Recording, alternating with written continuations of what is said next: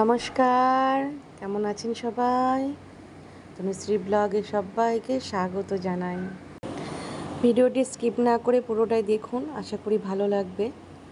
আজকে একটু বাইরে এসেছি, কিসের জন্য এসেছি না এসেছি, কেন এসেছি সবটাই আপনার সাথে শেয়ার করব। আর যদি ভিডিওটি ভালো লাগে অবশ্যই একটি লাইক, একটা কমেন্ট করে আপনাদের পরিচয় দিয়ে যাবেন, কারণ আপনাদের পরিচয়টা দিয়ে গেলে আমিও আপনাদের বাড়ি যেতে পারবো। তো চলুন, দেখতেই পাচ্ছেন আমি এখন বাড়ির থেকে বেরোলাম, অটো ধরছি, মানে অটো না, এগুলোকে টোটো বলে। টোটো ধরছি, আমি যাচ্ছি আমার মাসির বাড়িতে। আজকে মাসির মেয়ের 4 দিন হয়ে যাচ্ছে, তাই ও 4 দিনে নবদ্বীপ যাবে কাজ করতে। এটা আমার মাসির বাড়ির গলি, তো যাচ্ছি। আর ওইখানে একটা ডগি বাঁধা আছে, তো ডগিটাই দেখাচ্ছে আমার মেয়ে। তো মাসির মেয়েকে নেব, 4 দিনের কাজটাও নবদ্বীপেই করবে। আর যেটা কাজ, সেটা আসল কাজ, সেটা দাদা করবে। আর এই যে ওদের বাড়ির এই পুষিটা, ওকে তো বেঁধে রাখতে হয়, নাহলে এদিক ওদিক চলে যায়, ও একা একা খেতে পারে না। তাই জন্য এই যে মাসির মেয়েকে নিয়ে, মানে আমার বোন হয় সম্পর্কে, আমার থেকে অনেকটাই ছোট, 6 বছরের ছোট, তো ওকে নিয়ে বেরিয়ে গেলাম, দেখতেই পেলেন। আর আমরা অটো করে এসেছি, তো পৌঁছেও গেছি নবদ্বীপ। এসে ঘাটের ধারে চলে এসেছি, নৌকায় উঠব। আর গঙ্গাটা দেখাচ্ছি একটু আপনাদের সাথে। আসলে কি বলুন তো, রাস্তাতেও ভিডিও করতে পারতাম, আসলে আজকে ভিডিও করার মতন আমার কোনো মানসিকতা ছিল না, মুড ছিল না। মেয়েকে নিয়ে এসেছি সাথে, ওই কারণে মেয়ে বললো চলো মা, আমি করে দেবো। ওর জন্য আমার কাছে মোবাইল ছিল, কিন্তু আমার কোনো ভিডিও করতে কোনো ইচ্ছে করছিল না। মেয়ে ভিডিওগুলো একটু করে দিয়েছে, কারণ রোজই তো আপনাদের বাড়ি ভেতরে থাকি, সেটাই দেখাই, বাইরে তো কোথাও যাই না, আমি খুব কম যাই, তাই সেটা আপনাদের সাথে শেয়ার করা হয় না, সেই জন্যই। আর এই জন্যই, তাছাড়া আর কিছু না। তো মাসির কাজ হবে, তাই মাসির জন্য একটু 5টা মিষ্টি নেওয়া হচ্ছে। 5 রকমের মিষ্টি নিয়ে আমরা যেখানে কাজ করে নবদ্বীপ ধামে, তো মাসি আমার বোনকে বলেই গিয়েছিল যে, যখন বেঁচে ছিল, যে তুই ধামে কাজ করবি, ধামে কাজ করলেই আমি সন্তুষ্ট হয়ে যাব। মাসি মেয়েকে, ছেলের থেকে দুটোকেই, সন্তানকে ভালোবাসতো, কিন্তু তবুও মেয়েকে বেশি চিন্তা করতো।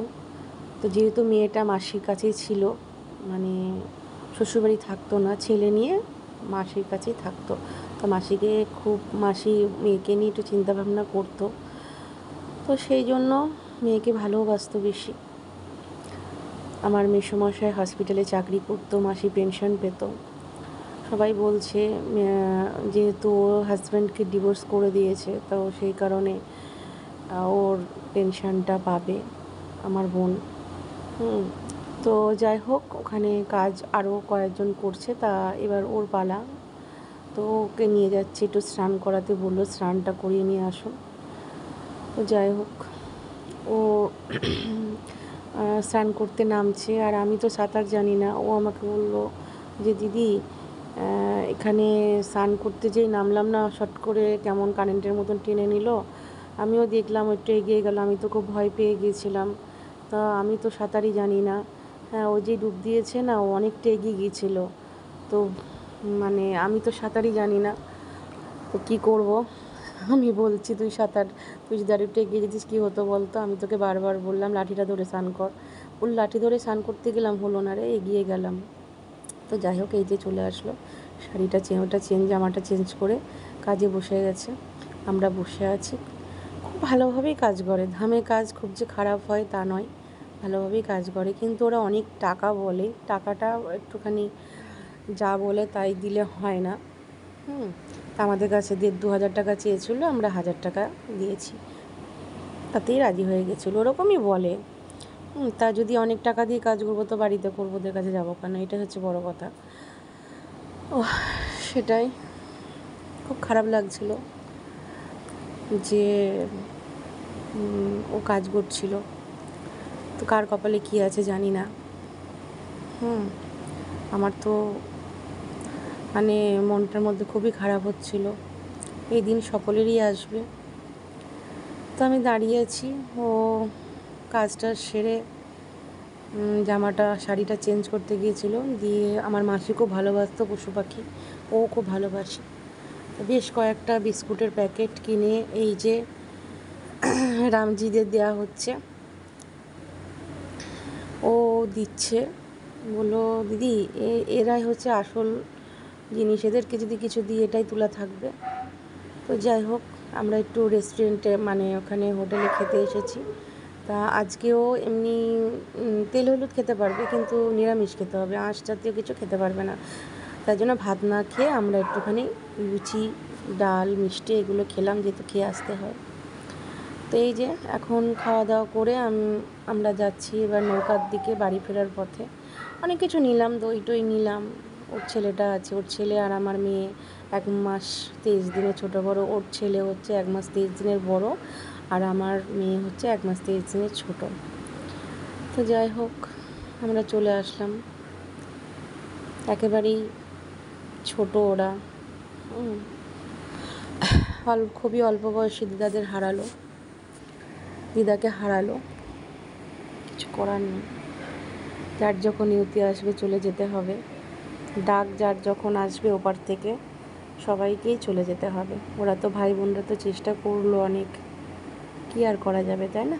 নিয়তি থাকলে যদি আয়ু থাকে কেউ আটকাতে পারে না, কিন্তু মাসির আয়ু হয়তো শেষই হয়ে গেছিলো, তাই কোনো কিছুতেই কিছু হচ্ছিল না। তো পার হলাম, দেখতেই পেলেন।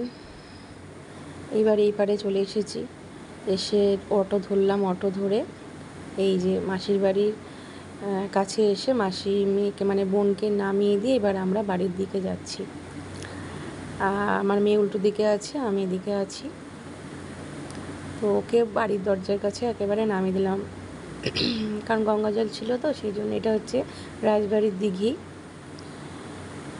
রাজবাড়ির পেছনের দিকে যে দিঘিটা আছে ওই দিঘিটার পাড় দিয়ে যাচ্ছে, দেখতে দেখতে যাচ্ছি। মনটা তো মোটেই ভালো নেই। আর এই যে সন্ধ্যেবেলায় আমার মার তো মন খুবই খারাপ, একটু মাকে একটু আনন্দ দেওয়ার চেষ্টা করছি, কথা বলে ভুলানোর চেষ্টা করছি যে আমার ভুলু ছুঁয়ে আছে মাকে নিয়ে, কি আর করা যাবে। এই যে ও একটুখানি ভুলুর সাথে মজা করছে, বলছে দি ভাই একটু মাথাটা চুলকে দিয়ে এইসব করছে। চলুন, পুরো ভিডিওটা দেখতেই পেলেন। যদি পুরো ভিডিওটা ভালো লাগে,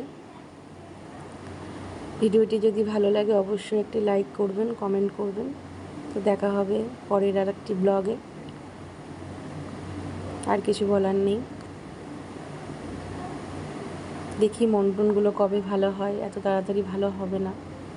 আমার মাকে একটু হাসানোর চেষ্টা করছে আমার মেয়ে টুপি পরিয়ে, কারণ মা সময় সময় হাসছে, সময় সময় কাঁদছে, মা খুব ভেঙে পড়েছে, যেহেতু মার থেকে মাসি অনেকটা ছোটো ছিল, 6 বছরের ছোটো, সেই জন্য। আমার মামারা চলে গেছে, মার অতটা খারাপ লাগেনি, কিন্তু মাসির ব্যাপারটা মা মেনে নিতে পারছে না, তাই মাকে একটুখানি মজা করে হাসি করে ঠাট্টা দিয়ে রাখার চেষ্টা করা হচ্ছে। আমি একটু ভুলুকে নিয়ে আদর করছি। তো চলুন, আজ তাহলে এইটুকু, দেখা হচ্ছে পরে একটি ব্লগে।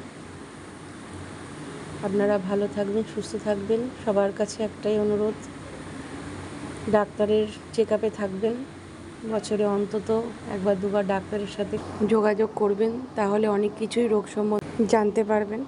Good night, tata, by.